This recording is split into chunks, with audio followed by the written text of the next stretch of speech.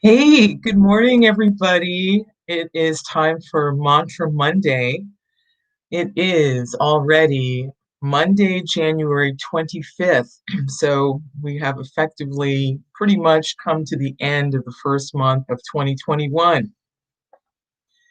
And for those of you who don't know, I do a weekly reading in Sanskrit from one of the ancient Bhakti Yoga texts. So the whole purpose of this live stream every week is to put our mindset in the right place to help us try and remember the purpose of life ultimately.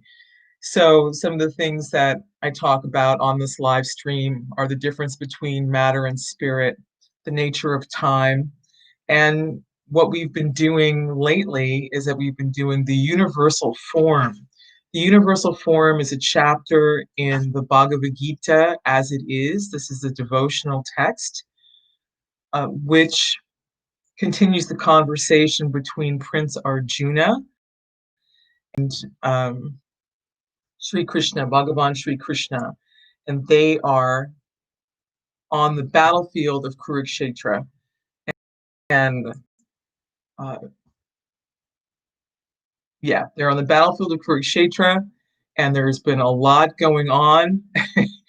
There's been a whole series of questions and answers.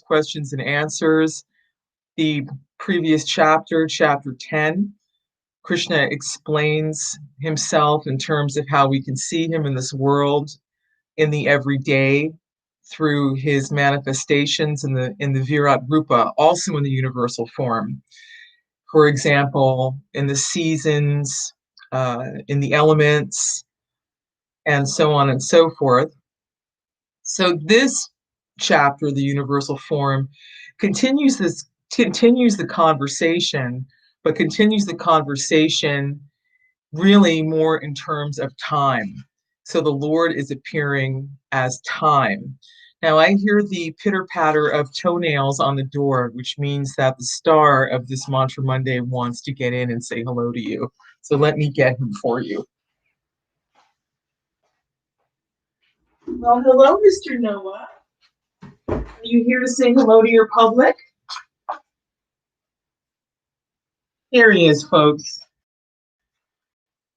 The real star of the day, Mr. Noah Balboa. Very affectionate.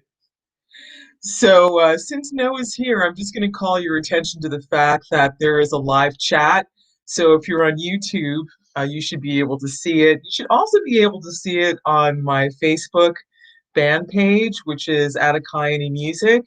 And I've got a couple of things up there for you. If you have the ability to donate to this channel, I would really appreciate that because it helps me do these things.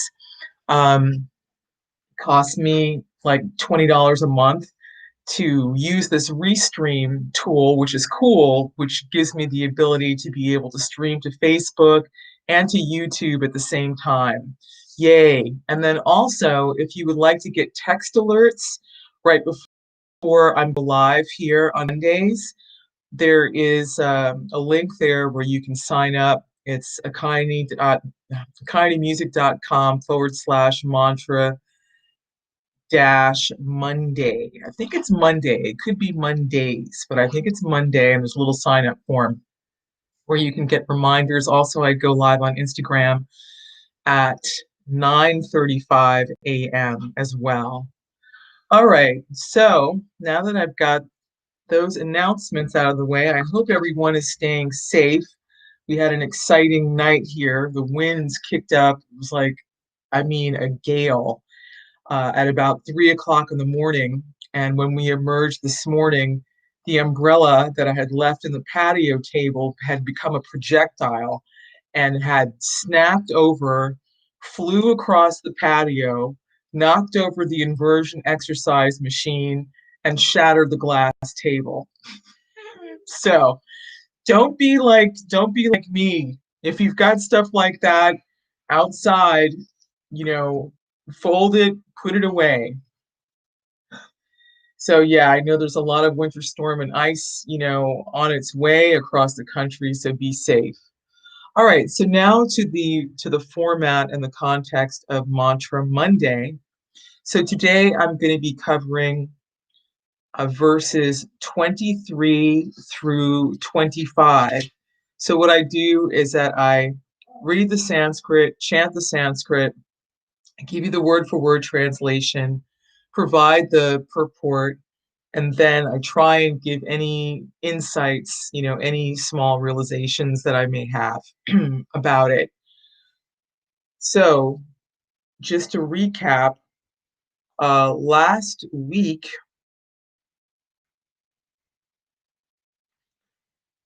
in text 22, Arjuna is basically describing, what he is seeing.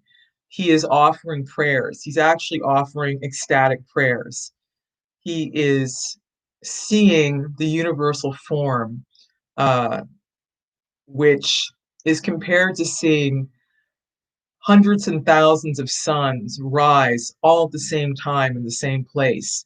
Arjuna is able to see past, present, and future all in the same place by Krishna's grace.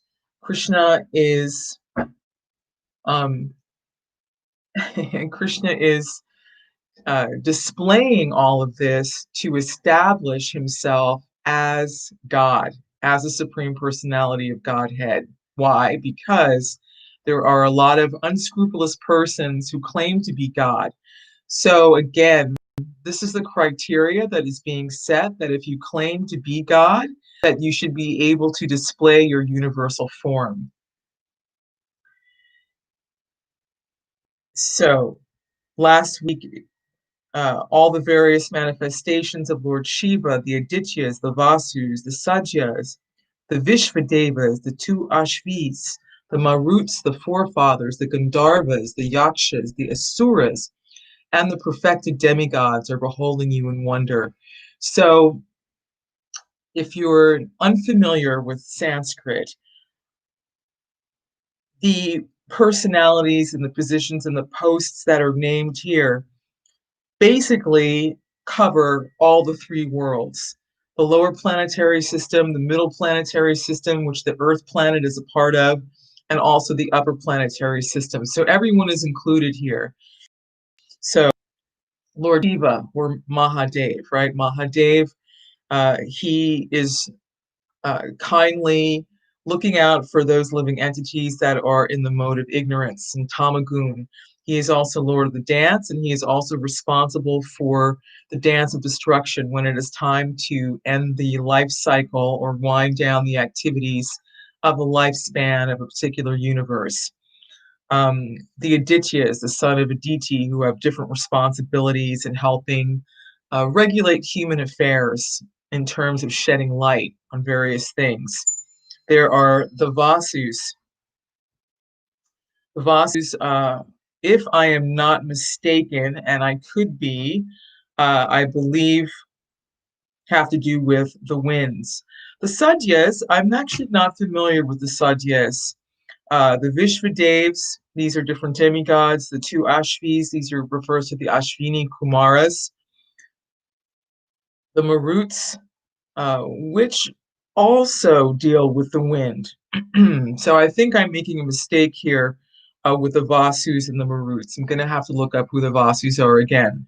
The forefathers, right? Those were our ancestors, the people that came before us, and the Gandharvas. The Gandharvas I've talked about before in the 10th chapter. The Gandharvas are basically the entertainers in the heavenly planets. They are very expert singers and dancers, and they are also expert warriors. Then there's the Yakshas. So the Yakshas are the rebellious class of living entities. And then there are the Asuras. So the Asuras are the opposite of the Suras. The Asuras, or the troublemakers in the universe. Uh, they they have a lot of strength and ability. They usually fight and go toe to toe with the demigods, with the Asuras. The Asuras are known for creating a lot of mischief and a lot of distress for everybody else within the three worlds, but they are included here as well. And the perfected demigods are beholding you in wonder. So everyone is like, whoa, at least everyone who's been granted the vision to be able to see this. So it's not just, well, Arjuna said he saw this thing, but, nobody else saw it, so it didn't actually happen. Text 23. Rūpaṁ mahate bahu-vaktra-netraṁ mahā-bāho bahu-bāhūru-pādam bahu-udaram bahu-daṁṣṭrā-karālaṁ dṛṣṭvā lokāḥ pravyathitās tathāham. Rūpaṁ mahate bahu-vaktra-netraṁ mahā-bāho bahu-bāhūru-pādam bahūdaraṁ bahu-daṁṣṭrā-karālaṁ dṛṣṭvā lokāḥ pravyathitāс tathāham. Translation: rūpam, the form, mahat, very great, te, of you, bahu, many, vaktra, faces, netram, and eyes, mahā-bāho, O mighty armed one, bahu, many, bahu, arms. Actually, there's a slight difference in pronunciation there. Mahā-bāho, O mighty armed one. Bahu, many. Bahu, arms. Uru, thighs. Padam, and legs. Bahu-udaram, many bellies. Bahu-daṁṣṭrā, many teeth. Karālam, horrible. dṛṣṭvā, seeing. Lokāḥ, all the planets. Pravyathitāḥ, perturbed. Tathā, similarly. Aham, I.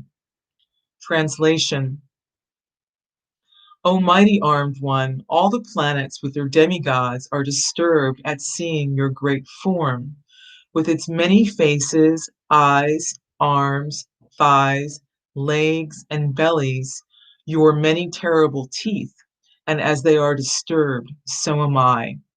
So I'm going to read that again. O mighty armed one, all the planets with their demigods are disturbed at seeing your great form, with its many faces, eyes, arms, thighs, legs, and bellies, and your many terrible teeth. And as they are disturbed, so am I. So this is coming from Arjuna. And Arjuna, his relationship with Krishna is a fraternal one. It's a one of fraternal friendship. Krishna is actually driving the chariot of Arjuna as a friend. And Arjuna has taken the position of being a student or being a disciple of Krishna at this time. And, he has great love and respect for Krishna. But he's also accustomed to seeing Krishna in his original two-handed form. Right, you've seen pictures of Krishna playing the flute, right, standing in front of a cow, very peaceful with a peacock feather in his hair. So this is the form that Arjuna is accustomed to seeing, this benign, beautiful form. But now seeing so many faces, eyes, arms, thighs, legs, bellies, crowns, chakras, discs, clubs, teeth, stars, the sun, the moon, all the living entities. He's seeing it all in the same place. So he's a little freaked out. So that's what's going on. But still, somehow or another, he is managing to address the Lord and offer these kinds of prayers. And he's doing so really for our benefit, so we can get an idea of what it's like to see the entire universe manifested in one place at one time.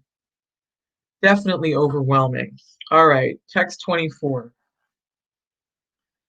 nabhaḥ-spṛśaṁ dīptam aneka-varṇaṁ dīpta-viśāla-netram dṛṣṭvā hi-tvam pravyathitās atma dṛtim na vindami samam cha Vishnu. nabhaḥ-spṛśaṁ dīptam, okay, different tune. Nabhaḥ-spṛśaṁ dīptam aneka-varṇaṁ, vyāttānanaṁ dīpta-viśāla-netram, dṛṣṭvā pravyathitāntā-atmā, dhritim na vindami samam cha Vishnu.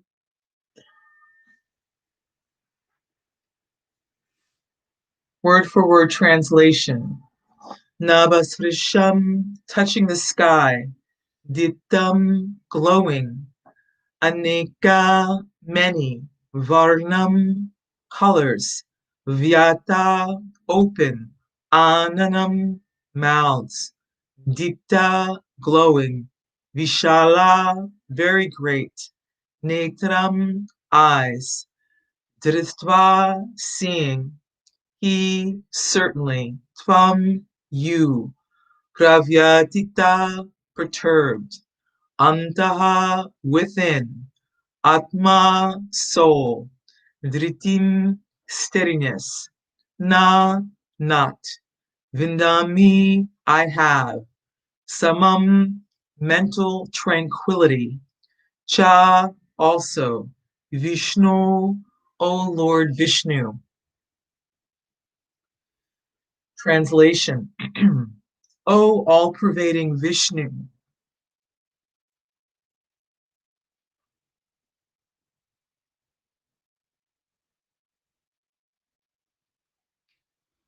O all-pervading Vishnu, seeing you with your many radiant colors touching the sky, your gaping mouths, and your great glowing eyes, my mind is perturbed by fear. I can no longer maintain my steadiness or equilibrium of mind.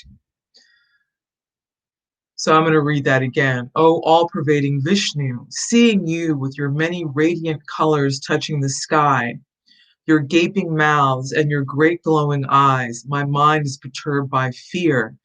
I can no longer maintain my steadiness or equilibrium of mind.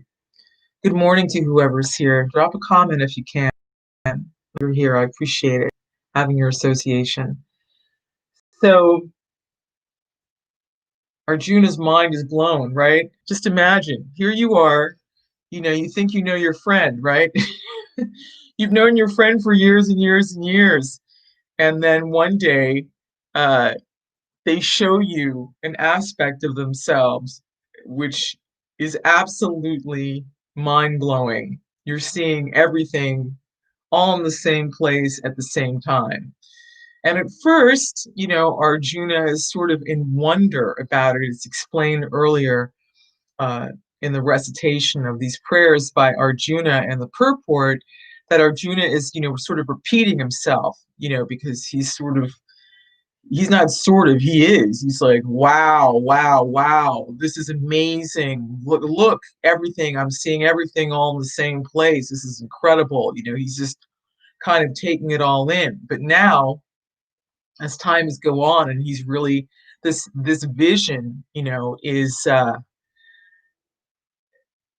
increasing in length, and he has more time to examine and see the details of all these things.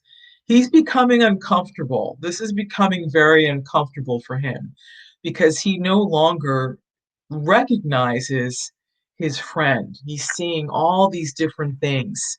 It's just like, we watch the news, we can only take so much in. After a certain point, we simply just become overwhelmed, right? Because the news is bad. So this is like the terrible aspect of the Lord that Arjuna is seeing. So now I'm going to read text 25. Daṁṣṭrā-karālaṁ chate mukhani dṛṣṭvā kalanala sanibani disho na jane na labe cha sharma prasida devasha jaganivasha. Let's see if I can sing this in Sanskrit nicely. Daṁṣṭrā-karālaṁ chate mukhani dṛṣṭvā kalanala sani bani tishona jane nalavecha sharma prasida divisha jagani vasha bahu-daṁṣṭrā-karālaṁ chate mukani dṛṣṭvā kalanala sani bani tishona jane nalavecha sharma prasida divisha jagani vasha. Nivasha. Word for word translation. Daṁṣṭrā, teeth. Karālaṁ, terrible. Cha, also. Te, your. Mukani, faces. Dṛṣṭvā, seeing. Eva, thus. Kalānnala, the fire of death. Sanibani, as if. Dishaha, the directions. Na, jane, I know. Na, not. Lade, I obtain. Cha, and. Sharma, grace. Prasida, be pleased. Deva Isha, O Lord of all lords. Jagat Nivasha, O refuge of the worlds. Translation. O Lord of lords, O refuge of the worlds, please be gracious to me. I cannot keep my balance, seeing thus your blazing, death-like faces and awful teeth. In all directions, I am bewildered. I'll read that again. O Lord of lords, O refuge of the world, please be gracious to me. I cannot keep my balance, seeing your blazing death-like faces and awful teeth. In all directions, I am bewildered. Well, that's pretty clear. That is what Arjuna is seeing. Again, he's seeing an aspect of the Lord which is terrible. Terrible really in the classic English grammatically sense of the word, where it really strikes fear, into your heart. Yes, this is again the universal form is taking us and taking Arjuna to that point where we are seeing an aspect of the Lord as time, his impersonal feature of time.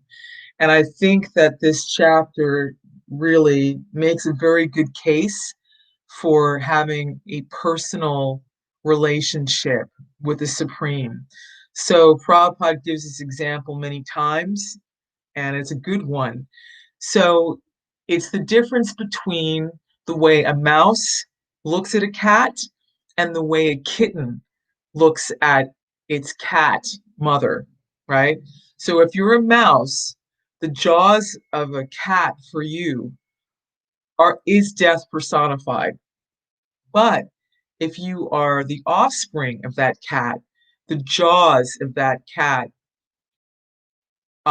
represent care, right? The same jaws that will devour the mouse are the same jaws that will pick the cat up by the scruff of the neck and place the kitten into safety, into a safe place, to move the kitten into a safe place. So we want to be like the kitten, right? We want to be like Krishna's faithful and loyal dog, right? So we come under that protective energy, that protective transcendental energy of the Lord. We don't want to be, standing on the outside looking in. So bhakti yoga or devotional service is a process which actually requires of us to enter into it. It's not a spectator sport. It's not just something mental. It is actually a scientific process, but it's a scientific process that involves our intelligence, our thinking ability, but also certainly our heart.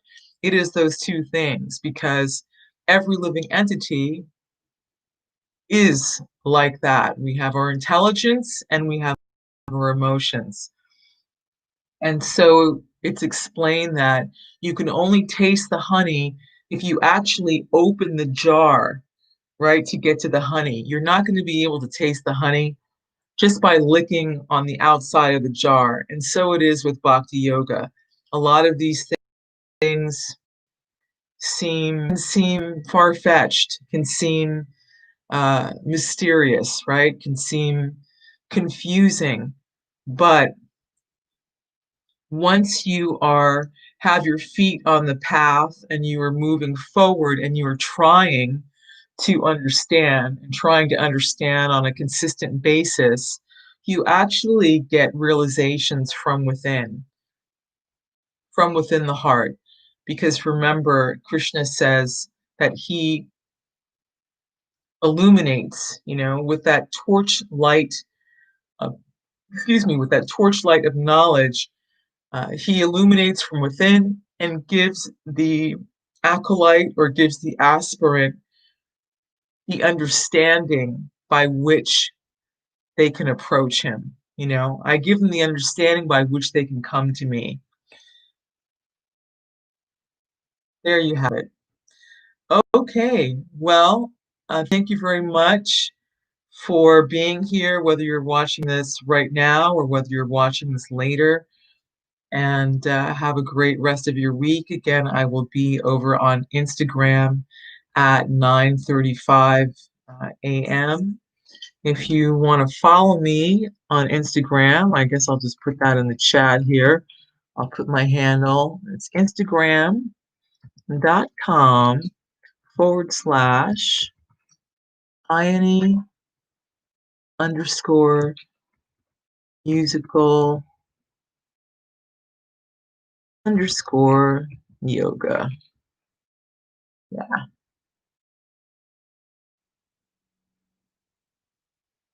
Yep.